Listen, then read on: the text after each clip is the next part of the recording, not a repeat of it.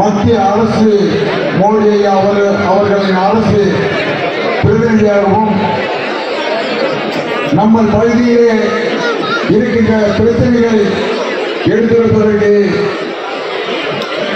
முன்னாள் IPS அதிகாரியுமான பாஜக பிராணிய கட்சி தலைவருமான மரியாதைக்குரிய உயர்திரு அண்ணாமலை அவர்கள் இன்னும் கொஞ்ச நேரத்தில் வந்துடுவாங்க. எல்லாரும் வருவாங்க, எல்லா தமிழக மக்களும் வாங்க.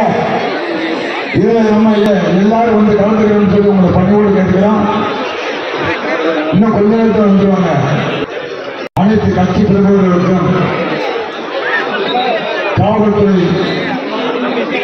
செக்யூரிட்டி இருக்காங்க. நம்ம அண்ணாமலை அவங்க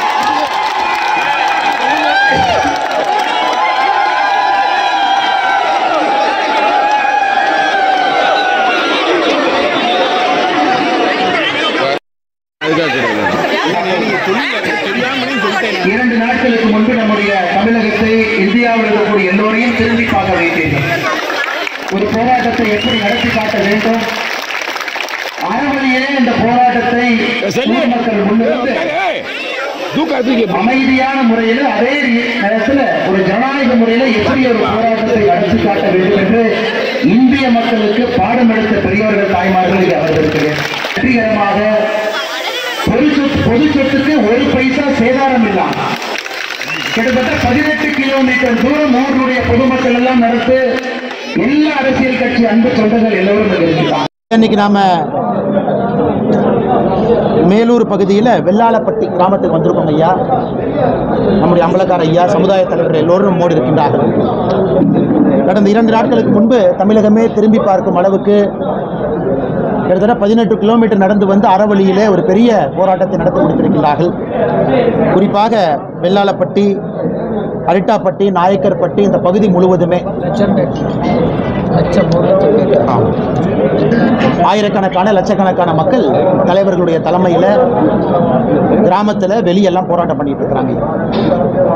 இது குறிப்பாக இந்த பகுதியில் மத்திய அரசு நடத்தியிருக்கக்கூடிய கிரிட்டிக்கல் மினரல் ஆக்ஷன் டிரான்ச் 4 அதில் இந்த பகுதியினுடைய நிலப்பரப்பு கிட்டத்தட்ட 4979 ஏக்கர், 20 ஸ்கொயர் கிலோமீட்டர், 4979 ஏக்கர் இங்கே டங்ஸ்டன் அந்த மைனிங்காக அந்த டெண்டர் ப்ராசஸ் எல்லாம் முடிந்து ஹிந்துஸ்தான் ஜிங்க் நிறுவனத்திற்கு அது அலோகேட் ஆயிருக்கு.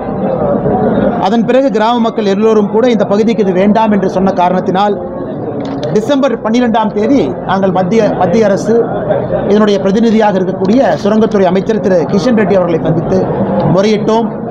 அதன் பிறகு உடனடியாக அமைச்சரும் கூட இதற்கு ஒரு வழிவகுத்து இந்த பகுதியில் வரக்கூடிய இந்த டங்ஸ்டன் பிளாக் இங்கே நடைபெற வேண்டாம், மாநில அரசு கொடுக்க லெட்டர் ஆஃப் இன்டென்ட் LOI அதை நீங்கள் கொடுக்காதீங்க, உடனடியாக நிறுத்தி வைங்க என்று ஒரு கடிதம் எழுதியிருந்தார்.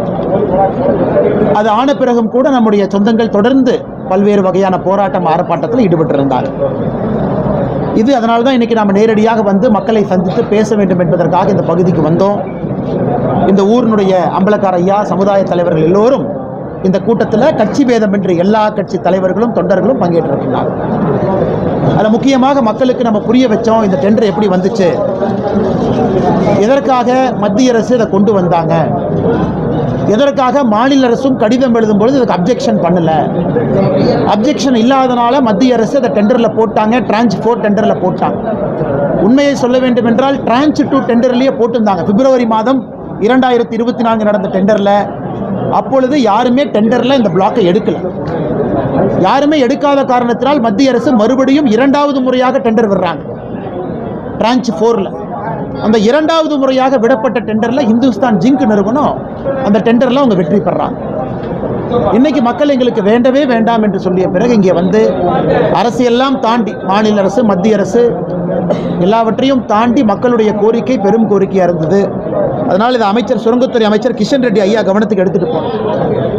ஐயா தன்னுடைய செய்திக்குறிப்பில் 24 டிசம்பர் செய்திக்குறிப்பில் தெளிவாக சொல்லியிருந்தாங்க, இது 4979 ஏக்கராக இருந்தாலும் மத்திய அரசை பொறுத்தவரை அவங்களுக்கு ₹1 வருமானங்கள் இல்லை. மத்திய அரசு வந்து டெண்டர் கூப்பர் அத்தாரிட்டி மட்டும்தான். ₹1 கூட இதன் மூலமாக மத்திய அரசுக்கு வருமானம் இல்லை. எல்லா வருமானமும் மாநில அரசுக்கும் உள்ளூர் பஞ்சாயத்துக்கு தான் மூலமாக வருமானம் வருது. நாங்கள் டெண்டர் இஷ்யூவிங் அத்தாரிட்டி மட்டும்தான். மாநில அரசு தான் லெட்டர் ஆஃப் இன்டென்ட் கொடுக்கணும், மாநில அரசு தான் மைனிங் லீஸ் கொடுக்கணும், மாநில அரசு தான் என்விரான்மெண்டல் கிளியரன்ஸ் கொடுக்கணும், எதுவுமே கொடுக்க வேண்டாம் நாங்கள் சொல்லிட்டோம். அதனால் இன்றைக்கி மக்களுடைய கோரிக்கை எந்த காரணத்திற்கும் இங்கே டெண்டர் வேண்டாம், எந்த காரணத்திற்கும் பல்லுயிர் தளம் கிட்டத்தட்ட 477 ஏக்கர் இருக்குது, அதுவும் தாண்டி பக்கத்தில் எங்கேயும் எங்களுக்கு வேண்டாம் என்கின்ற கோரிக்கையை வச்சிருக்கிறாங்க. அதன்படி நாங்கள் கிஷன் ரெட்டி ஐயாட்டை எடுத்துகிட்டு போயிருக்கிறோம். 17, 18, 19 ஐயா அவர்கள் சென்னைக்கு வருவதற்கான வாய்ப்பு இருக்குது. இல்லைனா டெல்லி கூட்டிகிட்டு போகிறோம் 5 தலைவர்கள் 20ஆம் தேதிக்குள்ளே. இந்த பகுதி முழுவதுமே இது வராது என்கின்ற உத்தரவாதத்தை பாரதிய ஜனதா கட்சி இன்று அளித்திருக்கின்றோம். 4979 ஏக்கரில் இது வராது அப்படி. அதனால் அதை சுரங்கத்துறை அமைச்சர் ஐயா கிஷன் ரெட்டி அவர்களே சொல்ல இருக்கிறாங்க. ஆனால் மக்கள்கிட்ட குறிப்பாக நாம் வந்ததற்கான காரணம் பொங்கல் பண்டிகை இருக்குது, எல்லோரும் சந்தோஷமாக கொண்டாட வேண்டிய நிலைமையில் ஒரு பயத்தோடு இது நடக்குமா நடக்காதா என்கின்ற ஆதங்கத்தோடு ஒரு பொங்கல் பண்டிகையை கூட கொண்டாட முடியாத மக்கள் இருப்பாங்க, தவிப்பாங்க அப்படிங்கிற ஒரு காரணத்திற்காகத்தான் இன்றைக்கி ஓடி வந்தோம். அதனால் நீங்கள் தயவு செய்து இந்த போராட்டத்தை கைவிடுங்க ஐயா. 17, 18, 19 ஐயா சென்னை வருவாங்க. இல்லைனா 20ஆம் தேதிக்குள்ளே நாங்கள் டெல்லிக்கு 5 தலைவர்களை கூட்டிகிட்டு போய் அமைச்சரை பார்த்து அமைச்சர் வாயிலே இந்த அறிவிப்பு வரும், முழுமையாக இந்த ஊர் முழுவதும் 4979 ஏக்கருக்கு வராது என்கின்ற உத்தரவாதத்தை அளித்திருக்கின்றோம். மக்களும் அன்போடு கலந்து சென்றிருக்கின்றார்கள். ஆனால் எங்களுக்கும் நிகழ்ச்சி அறப்போராட்டத்தில் ஒரு மக்கள் தங்களுடைய நியாயமான கோரிக்கையை முன்னிறுத்தி போராட்டம் செஞ்சிருக்கிறாங்க. அது தமிழகத்தில் நாம் எல்லோரும் ஒரு பாடம் கற்றுக்கொள்ள வேண்டியது. அதே நேரத்தில் மாநில அரசுக்கு நான் 2 கோரிக்கையும் இந்த நேரத்தில் வைக்கிறேன். அண்ணன் மூர்த்தி அவங்க அமைச்சரெல்லாம் இருக்கிறாங்க. அவங்களுக்கு என்னுடைய கோரிக்கை, பொதுமக்களின் மீது போடப்பட்ட வழக்கை உடனடியாக மாநில அரசினால் வாபஸ் வாங்க முடியும். ஏன்னா அமைதியான முறையில் ஒரு பைசா பொது சொத்துக்கு சேதாரம் ஏற்படுத்தலை, யாரையும் எந்த போலீஸ்காரங்கிட்ட சண்டை கூட போடல. அவங்க மதுரைக்குள்ளே வரணும், ஹெட் போஸ்ட் ஆஃபீஸ் முன்னாடி வரணும், நாங்கள் பேசிட்டு போயிடறோம் அப்படின்னு அறப்போராட்டம் தான். பொதுமக்களுக்கு அசௌரியம் ஏற்பட்டிருந்தாலும் கூட ஜனநாயகத்தில் போராட்டம் நடத்துவதற்கும் அனுமதி இருக்கு. ஆனால் மாநில அரசு உடனடியாக இவர்கள் மீது போட்டிருக்கக்கூடிய வழக்கை அதை வாபஸ் பெறணும், கைவிட வேண்டும் என்பது எங்களுடைய கோரிக்கை. அது மாநில அரசு செய்வார்கள் என்கின்ற நம்பிக்கை. அதே நேரத்தில் இந்த 20 ஸ்கொயர் கிலோமீட்டர் அப்படின்னா கிட்டத்தட்ட இந்த 4979 ஏக்கரில் ஒரு சொத்தை வாங்குவதற்கோ விற்பதற்கோ அந்த ஈசி என்கம்பரன்ஸ் சர்டிஃபிகேட் இருக்கிறோம். அது இத்தனை நாளாக லாக்கில் இருந்துச்சு. நேற்று மாநில அரசு அதை அன்லாக் பண்ணியிருப்பதாக நான் அறிகின்றேன். ஸோ நேற்றிலிருந்து இந்த என்கம்பரன்ஸ் சர்டிஃபிகேட் அதை எடுப்பதற்கு அந்த லாக்கை நேற்றிலிருந்து ரிலீஸ் பண்ணியிருக்கிறாங்க. அதனால் இந்த நேரத்தில் மாநில அரசுக்கும் நான் நன்றி தெரிவித்துக் கொள்கின்றேன். காரணம் அந்த ஈசி இப்போ மக்கள் வாங்குவதற்கு விற்பதற்கான உரிமை இப்போ வந்துருச்சு. மூன்றாவது எங்களுடைய கோரிக்கை, இனி அடுத்த கட்டம் தமிழகத்தில் இது போன்ற ஒரு கனிம வளமெல்லாம் நம்ம டெண்டருக்கு வரும் பொழுது ஒரு மத்திய அரசு கேட்கும் பொழுது சரியான முறையில் நாம் பதில் கடிதம் போட வேண்டும். ஏன்னா இவ்வளவு பெரிய குழப்பம் திரும்ப ஏற்படக்கூடாது என்பதும் எங்களுடைய கோரிக்கை. அப்போ வரும் பொழுதே ஒரு கிராம சபை போட்டு கிராம சபையில் மக்களுடைய கருத்தை கேட்டு அதை சரியான முறையில் ஆராய்ந்து அது அப்பொழுதே மாநில அரசு எதிர்ப்பு தெரிவித்தா மத்திய அரசு அதை டெண்டர் கொண்டு போகிறது கிடையாது. அதையும் மாநில அரசு வருகின்ற காலத்தில் பிரச்சனைக்குரிய இடத்துல உண்மையால கிராமம் இருக்குது. ஏன்னா இதெல்லாமே முல்லை பெரியார் நீர்ப்பாசன பகுதி. இந்த பல்லுயிர் தலத்தை தாண்டி இதெல்லாம் விவசாய பகுதி, மக்கள் ஆண்டாண்டு காலமாக இருக்கக்கூடிய பகுதி, சமணர் படுகை இருக்கக்கூடிய பகுதி, 2000 ஆண்டுகளுக்கு முக்கியமான தொல்லியல் எல்லாம் இருக்கக்கூடிய பகுதி. அதை மாநில அரசு அடுத்து வரக்கூடிய டெண்டரில் இதற்கு ஒரு சிறப்பு கவனம் கொடுத்து சரியான முறையில் கடித பரிமாற்றம் நடத்த வேண்டும் என்றும் மாநில அரசு இந்த நேரத்தில் நான் கேட்டுக்கொள்கின்றேன். அதனால் வந்திருக்கக்கூடிய பத்திரிகை நண்பர்களுக்கு நன்றி தெரிவித்து, குறிப்பாக என்னோடு இருக்கக்கூடிய அம்பலக்காரர் ஐயா இருக்கிறாங்க, சமுதாய தலைவர்கள் இருக்கிறாங்க, அண்ணன் கேசி திருமார் அண்ணன் இருக்கிறாங்க, எங்களுடைய மாவட்ட தலைவர் அண்ணன் இருக்கிறாங்க, மூத்த தலைவர்கள் எல்லோரும் இருக்கிறாங்க, கிராம மக்கள் இருக்கிறாங்க. எல்லோருக்கும் இந்த நேரத்தில் நன்றி தெரிவித்துக்கிறேன். சார், அவங்க அவ்வளோ தூரம் தொடர்ச்சியாக போராடினதுக்கு அப்புறம் தான் ரீக்ளாசிஃபை மறுவரை பண்ணுறோம் அப்படின்ற ஒரு தகவலையே அனௌன்ஸ் பண்ணுறாங்க. அதுதான் அவங்களுக்கு என்னங்க நான் ரீக்ளாசிஃபை இல்லை, அந்த குறிப்பிட்ட பல்லுயிர் பாரம்பரிய சூழலில் தளத்தை தவிர்த்துட்டு மற்ற இடங்களில் திட்டத்தை கொண்டு வரதுக்கான சாத்தியங்களை ஆய்வு செய்யுங்க. எதுக்கு நம்ம இதை சொல்கிறாங்கன்னா, மாநில அரசு கடைசியாக எழுதின கடிதங்கண்ணா, அதாவது மாநில அரசு கடைசியாக எழுதின கடிதம் எப்போன்னா 8 பிப்ரவரி 2024 கடிதத்தில் மாநில அரசு என்ன பதில் சொல்கிறாங்கன்னா, இந்த 477 ஏக்கர் மட்டும் பல்லுயிர் தலம், மிச்சதெல்லாம் பல்லுயிர் தலம் கிடையாதுன்னு மாநில அரசு இந்த டங்ஸ்டன் மைனிங்க்கு அப்ஜெக்ஷன் பண்ணல. அதான் கன்ஃபியூஷனுக்கு காரணம். இன்றைக்கும் மத்திய அரசை பொறுத்தவரை மாநில அரசுடைய கடிதத்தை வச்சு தான் அவங்க பதில் சொல்ல முடியும். ஏன்னா மாநில அரசு அதன் பிறகு சட்டப்பேரவையில் தீர்மானம் போட்டிருக்காங்க, முதலமைச்சர் ஐயா பேசியிருக்கிறாங்க, லோக்கல் எம்எல்ஏ அமைச்சர்லாம் பேசியிருக்கிறாங்க. ஸோ மாநில அரசுடைய கடைசி கடிதம் பிப்ரவரி மாதத்தில் எழுதுனதில் பல்லுயிர் தலத்தை தவிர்த்துன்னு தான் இருக்குது. அதனால் இன்றைக்கி நம்ம அடுத்த கட்டமாக போகிறோம். இந்த 4979 ஏக்கரும் வேண்டாம் அப்படிங்கிறோம். அதாவது 20 ஸ்கொயர் கிலோமீட்டர் சுற்றளவுக்குள்ளே, ஏன்னா மிச்ச இடத்துல விவசாய நிலம் இருக்குது, முல்லை பெரியார் பாசனம் இருக்குது, பல்லுயிர் தலத்தை தாண்டி. இன்றைக்கி மக்கள் இன்னொரு கோரிக்கை வைக்கிறாங்க, எப்படி டெல்டா பகுதியில் இது பாதுகாக்கப்பட்ட வேளாண் மண்டலமாக அறிவிச்சிருக்கிறீங்களோ அதுபோல் இந்த பகுதியும் அறிவிக்க வேண்டும் என்பது உள்ளூர் மக்களுடைய நியாயமான கோரிக்கை. இதை அறிவிப்பதற்கான முழு பொறுப்பும் அதிகாரமும் மாநில அரசுக்கு இருக்குது. ஆனால் மக்களுடைய கோரிக்கையை நாங்களும் இந்த நேரத்தில் ஆமோதிக்கின்றோம்.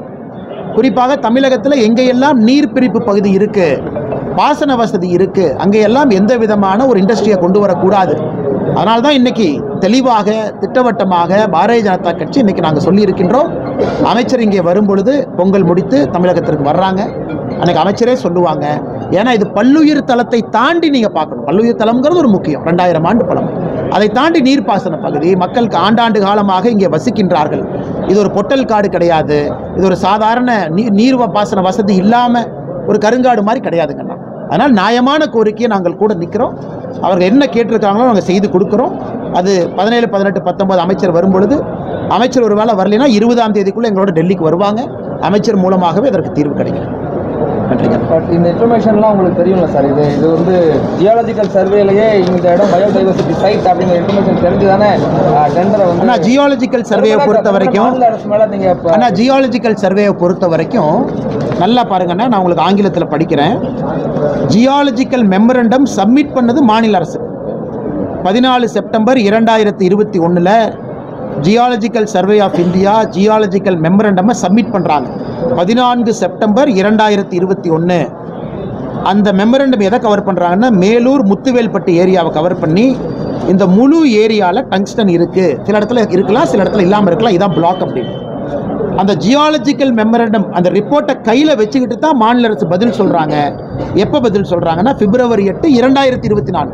அந்த ஏன்னா 2023 ஆகஸ்ட் மாதத்துக்கு முன்னாடி டங்ஸ்டன் போன்ற கனிமத்தை ஆக்ஷன் விடுறதுக்கான முழு அதிகாரம் மாநில அரசு கையில் இருக்கு. அதை மத்திய அரசு எப்போ திருத்தம் பண்ணுறாங்கன்னா 17 ஆகஸ்ட் 2023. அதற்கு முன்னாடி வந்த ரிப்போர்ட்டு மாநில அரசு கையில் தான் இருக்கு. அந்த ரிப்போர்ட் இருந்தும் மாநில அரசு கடிதம் எழுதியிருக்கிறாங்க. அதனால் இந்த நேரத்தில் நான் அரசியல் பேச விரும்பலை. ஏன்னா நம்ம ஊர் கோயிலில் இருக்கிறோம், எல்லா ஐயா இருக்கிறாங்க, எல்லா கட்சி நண்பர்களும் ஒட்டுமொத்தமாக இருக்கிறாங்க. இது மாநில அரசு மத்திய அரசு என்கின்ற வார்த்தையை பேசுகிறேன். நமக்கு தீர்வு வேண்டும். தீர்வை நோக்கி நாம் பயணம் செய்து கொண்டிருக்கிறோம். நன்றி. வந்ததுக்கு நன்றிங்கண்ணே. அண்ணா இங்கே கோயிலில் வேண்டாங்கண்ணே. நன்றி அண்ணே. வைங்கண்ணே. ரொம்ப நன்றி. தேங்க்யூ.